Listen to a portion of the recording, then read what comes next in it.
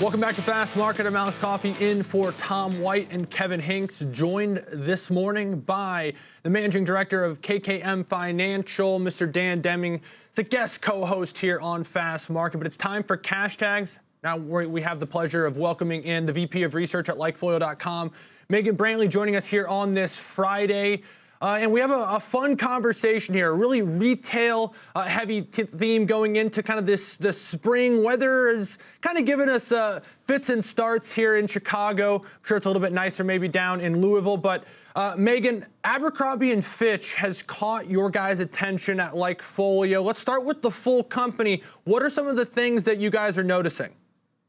Yeah, so this is a fun one, especially on Fridays. We like to bring some names that whenever we're starting to see divergence, so whenever we're starting to see maybe strength in a company where perhaps the market's underestimating it, and we think that Abercrombie may be one of those companies. I think really right now what we're seeing is a major comeback for this brand, and really a reinvention, at least from the consumer perspective, in actually being able to attract more consumers and even re-attract old consumers. So just to kind of set the stage, over the past decade, Abercrombie's had some struggles. There were some claims of discriminatory hiring practices. There were just overall, low happiness among consumers with the clothing that they had, the sizing options that they had, and just the overall vibe of the brand was felt to be a little bit non-inclusive. And so since then, we're starting to see signs that they've really turned the ship around. We've seen consumer happiness mentions on this chart up 5% year over year. So we're starting to see a lot of the things that they're doing really gain traction with consumers. And so some of the things that they're doing, they just launched an athleisure brand. It's called YPB, or Your Personal Best. This includes, more inclusive sizing, I think all the way up to just a wider range than they've traditionally offered. We're also seeing traction in some refreshed products, specifically their denim. Traditionally, whenever we've come on the show and talked with you guys, we always talk about American Eagle and how strong, denim sales are for American Eagle. But I think on this chart, you can start to see kind of this diverging trajectories for each company. I don't think it's any surprise to see that denim demand dropped during COVID as people were, working from home and kind of shifted more to that athleisure wear. But what's interesting is that you can see Abercrombie and Fitch is really excelling. When we look at mentions of people who are shopping there, this is one of the main drivers for reattracting these consumers. So they're doing a good job with those product revamps in general. So overall, this is just one of those companies that, it's starting to gain momentum, and we're starting to see signs of an inflection point, at least in our consumer data. So I'm curious about what you guys think about Abercrombie and just the space in general.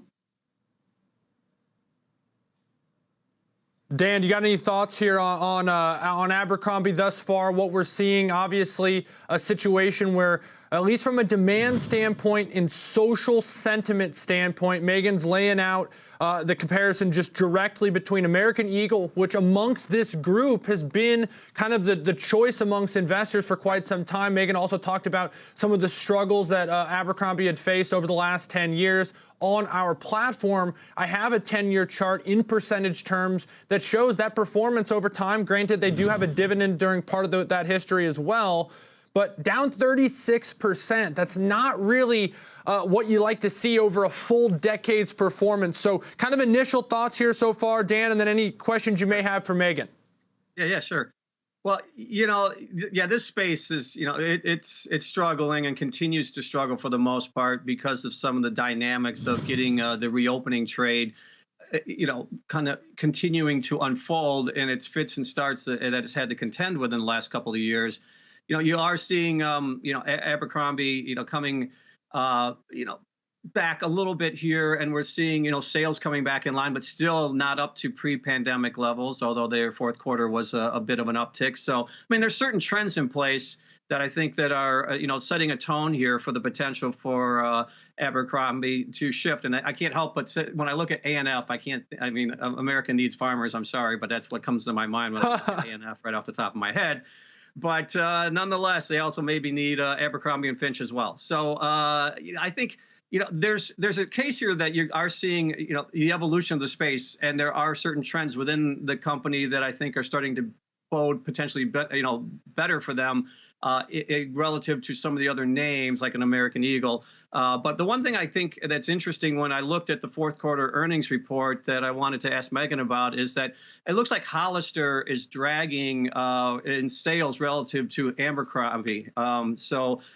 Abercrombie, sorry, misspoke. And my question is that from a sentiment standpoint, are you able to discern between like the positive, negative sentiment and reactions to, say, Hollister relative to Abercrombie?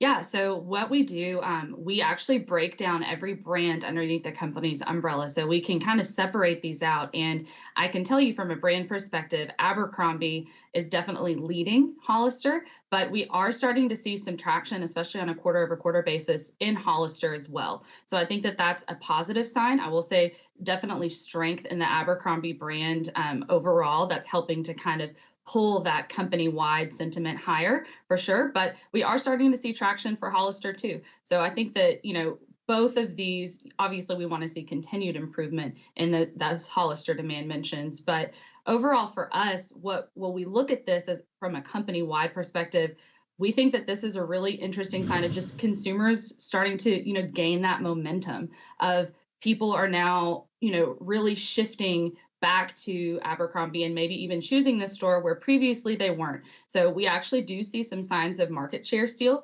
I think that that's something positive that the company can look toward, at least when it comes to guidance.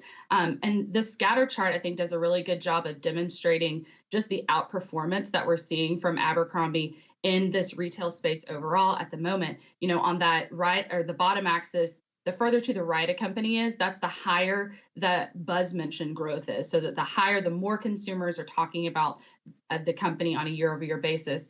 And then the further to the top that the company is, the higher on the y-axis, that's the more positive mentions from consumers. So when they were shopping with these brands, they're more likely to report a positive experience. So previously, Abercrombie really trailed and really lagged peers. You would have seen it much lower on this chart, and now it's starting to get almost in line with American Eagle, which has traditionally been a consumer favorite. So whenever we start to see these moves, especially in happiness, that's a really good long-term indicator for us. So that's what really caught our eye, that we really do think Abercrombie is starting to gain steam and turn the ship around. Megan, I'm a 90s kid. I was born in the latter half of the end of 1991. So I saw the 90s. I saw the early 2000s. I grew up in it. Nothing tells me more early 2000s and 90s than Gap, American Eagle, Hollister, and Abercrombie and Fitch. But all of these have almost been forgotten brands. The parts of like Gap, for example, that are doing well are things like Athleta, things like Old Navy. It's not the classic Gap brand that it was in the 90s. And so it's interesting to see that some of these ones are maybe starting to get off the mat a little bit here as consumers are rediscovering some of them. But my final question here for you, Megan, is gonna zoom out a second. You guys are following trends across all sorts of products, all sorts of activities and such. Are you seeing anything so far in your data which in many ways could be, forward-looking data? It's what people are talking about doing, not necessarily what they're exactly doing, that is leading you to be worried about the consumer thus far. We do see a lot of signs or a lot of mentions from consumers who are talking about inflation. I think that that's one of the fastest growing macro trends that we track. We're tracking everything from, gas prices to car prices and other things like that. But just in general, concerns about inflations are definitely top of consumer mind. However, we haven't necessarily seen this shift into this consumer spending yet. We still see mentions of people who are now talking about shopping or going to a store to shop are increasing. Consumer mentions of buying new clothes are still increasing on a year-over-year basis. So we see people who are getting out there and doing more things. They're going to restaurants, they're going to concerts. They need new clothes, they need refreshed new clothes. So I think that long-term, one thing that we'll be watching is this an instance of pent-up demand where you have a lot of consumers who are, getting their wardrobes up to speed, but then the spend is going to start to taper off. We'll see, but for now, we're not seeing that breaking point for consumers yet from an inflationary perspective, if that's what you're getting at. Good stuff. Megan Brantley, the VP of Research at LikeFolio.com. Always a pleasure. Have a great weekend, and thanks for joining us.